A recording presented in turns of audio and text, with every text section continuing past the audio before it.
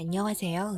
저는 29살이고 예비신랑은 31살입니다. 현재 만난 지 2년 정도 되었습니다. 예전에 제가 독서실에서 알바를 하는데 꼭 목요일에 오는 남자가 있었습니다. 그 사람이 바로 지금 결혼까지 생각하게 된 예랑이었습니다. 조용히 들어와서 한참을 있다가 가면서 항상 저에게 꼬박꼬박 인사하던 첫인상이 마음에 들었고 자주 눈에 들어오면서 저도 한두 마디 말을 붙이기 시작했고 그렇게 저희는 친해지게 되었습니다. 그렇게 연애가 시작되었고 제가 생각했던 것처럼 이 남자 차분하고 조용한 스타일이었습니다.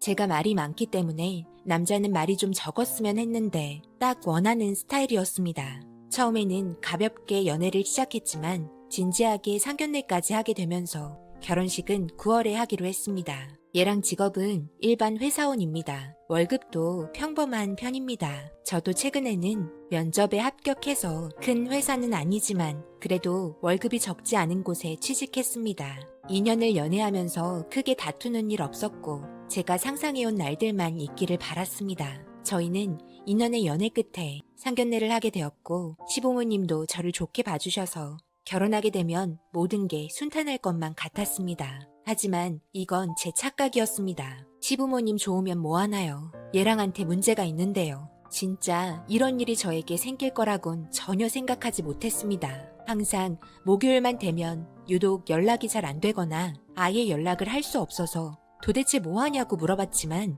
그냥 이런저런 핑계를 대는 것 같았을 뿐 정확하게 어떤 볼일을 보는지 저에게 알려주지 않더라고요. 그래서 이 문제로 최근에 많이 다투게 되었습니다. 아무리 그래도 그렇지 이제 결혼할 배우자인데 비밀이 있으면 안 된다고 생각했고 뭘 자꾸 숨기는 것만 같아 정말 답답했습니다. 계속 이런 식으로 숨기면 정말 곤란해. 언제까지 변명만 하고 말 안 할 거야? 나는 거짓말하는 사람 제일 싫어하는 거 알지?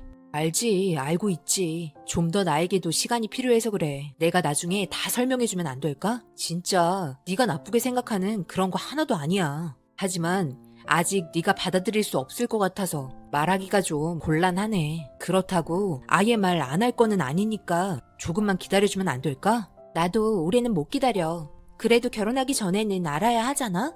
그래, 내가 생각하는 바람이나 신체에 문제가 있거나 아니면 사기를 쳤거나 도박을 했거나 그런 게 아니라면 이해할 순 있지만 그래도 배우자에게만큼은 솔직하게 터놓고 이야기해야 서로 믿음이 생긴다고 생각해. 나도 참는데 한계가 있다고. 아무리 서로 사랑한다고 해도 믿음이 깨지면 그 사랑도 끝이라고 생각해. 그러니 제발 오랫동안 기다리게 하지 말아줘. 이렇게 얘랑과 대화로 문제를 해결하려고 했지만 계속 숨기는 바람에 정신적으로 좀 힘들었습니다. 그냥 이 사람을 사랑하니까 믿어야지 하는 생각에 저는 좀 더 참고 기다려주기로 했습니다. 아직 마음의 준비가 안 되었다는데 제가 강요해서 더 큰 문제가 다가올까봐 두려웠습니다. 그렇게 또 며칠이 흘렀고 저는 지방 출장 때문에 부산에 내려갔다가 일주일 정도 있다가 서울로 올라왔습니다. 서울역에서 내려서 이제 집에 가려고 하는데 사람들 왔다 갔다 하는 곳에 국어라는 사람이 있더라고요. 그래서 좀 안타까운 마음에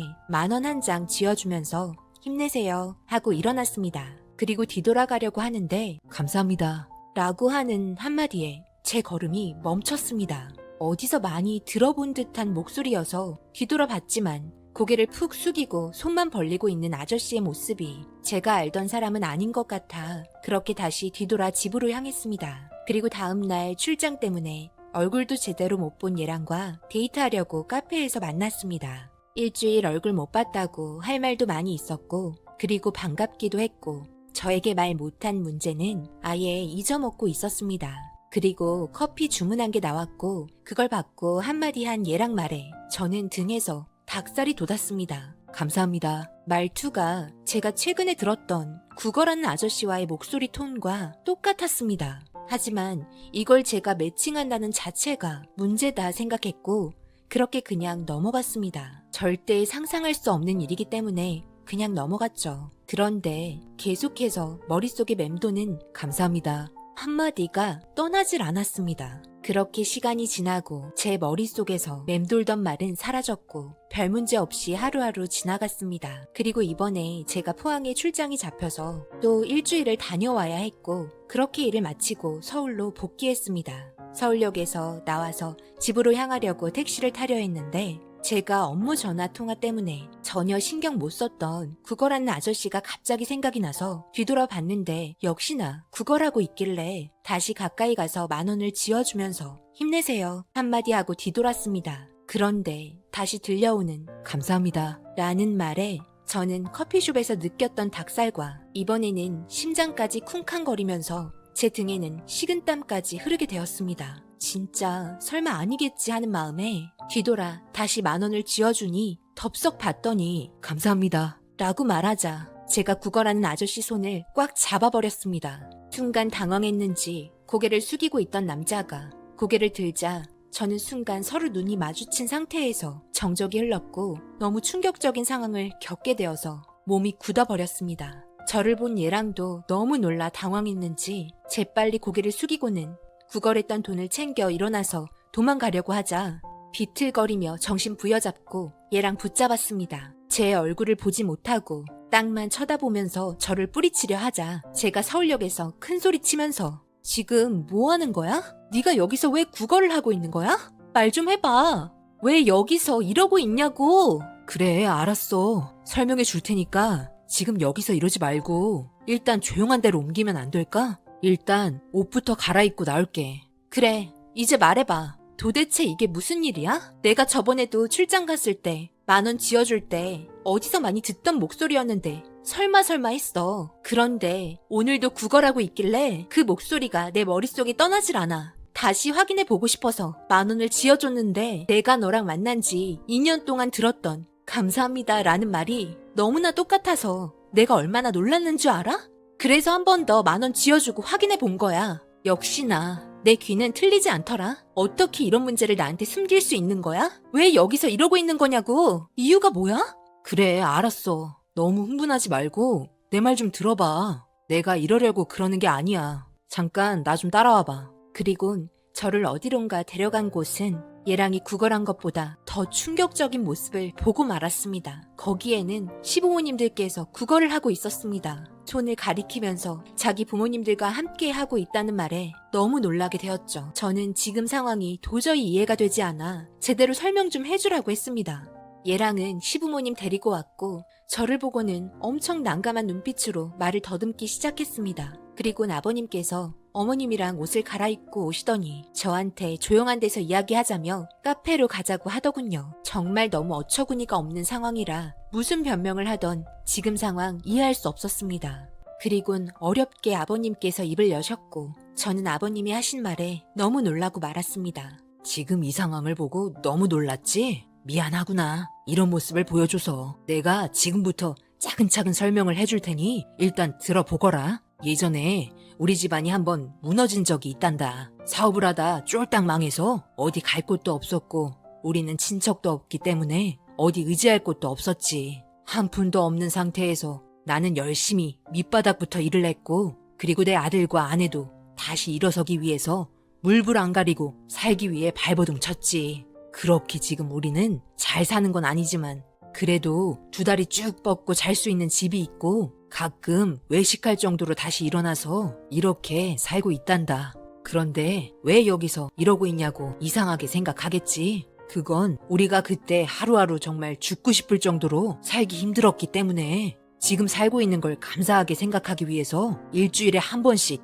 이렇게 하고 있단다. 하루 종일 하는 건 아니고 4-5시간 정도 하는 건데 추운 겨울에는 2-3시간 정도밖에 안 하고 근데 이게 은근히 수입이 쏠쏠하다. 구걸에서 얻은 수익 얼마는 불우이웃 돕기에 기부하기도 하고 너무 놀래켜서 미안하구나. 이런 모습을 보여준 것도 미안하고 하지만 우리는 지금 매주 목요일마다 이렇게 구걸하는 걸 멈출 수 없단다. 지금은 감사하게 생각하기 위해서 하는 행동이니 이해해줬으면 좋겠구나.